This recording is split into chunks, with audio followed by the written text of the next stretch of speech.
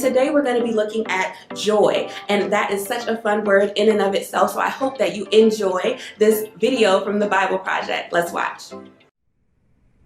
Being in a good mood is really great, and most languages have lots of words to describe the experience, like happy, cheerful, joyful, and so on. The same goes for the languages of the Bible. In ancient biblical Hebrew, there's a variety of words, like simcha, sason, or gil. In the Greek New Testament, there's kara, euphrosune, or agaliasis. Each word has its own unique nuance, but they all basically refer to the feeling of joy and happiness. Now, what makes these biblical joy words interesting is noticing the kinds of things that bring happiness, and also seeing how joy is a key theme that runs through the whole story of the Bible. Let's start with sources of joy. On page 1 of the Bible, God says that this world is very good. And so naturally, people find joy in beautiful and good things of life, like growing flocks or an abundant harvest on the hills. The poet of Psalm 104 says, "A good bottle of wine is God's gift to bring joy to people's hearts." People find joy at a wedding or in their children. There's even a Hebrew proverb that compares the joy that perfume brings to your nose with the joy a good friend brings to your heart.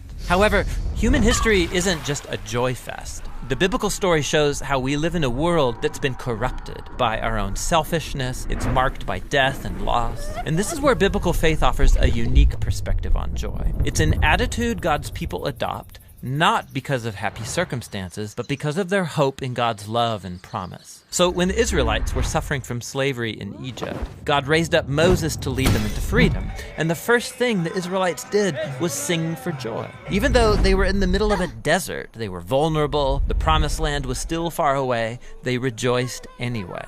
Later biblical poets looked back on this story and they remembered how the Lord caused his people to leave with joy, his chosen ones with shouts of joy. This joy in the wilderness, this was a defining moment, a way of saying that the joy of God's people is not determined by their struggles, but by their future destiny. This theme appears later in Israel's story, when Israel suffered under the oppression of foreign empires. The prophet Isaiah looked for a day when God would raise up a new deliverer like Moses. That's when those redeemed by the Lord will return to Zion with glad shouts, with eternal joy crowning their heads. Happiness and joy will overtake them. And while the Israelites waited, they chose joy to anticipate their future redemption. This is why it's significant that when Jesus of Nazareth was born, it was announced as good news that brings great joy. We're told that Jesus himself rejoiced and gave thanks to God his Father when he began to announce the kingdom of God. He even taught his followers the same joy in the wilderness, saying, "When people reject you or persecute you for following me, rejoice, be very glad, because your reward is great in heaven." After his death and resurrection, Jesus commissioned his followers to go out and announce the good news that he was the risen King of the world. And as they did so, the early Christian communities were known for being full of joy, even when they were persecuted. Like when the Apostle Paul was sitting in a dirty Roman prison, he could say that he's chosen joy, even if he gets executed. He called this the joy of faith, or joy in the Lord.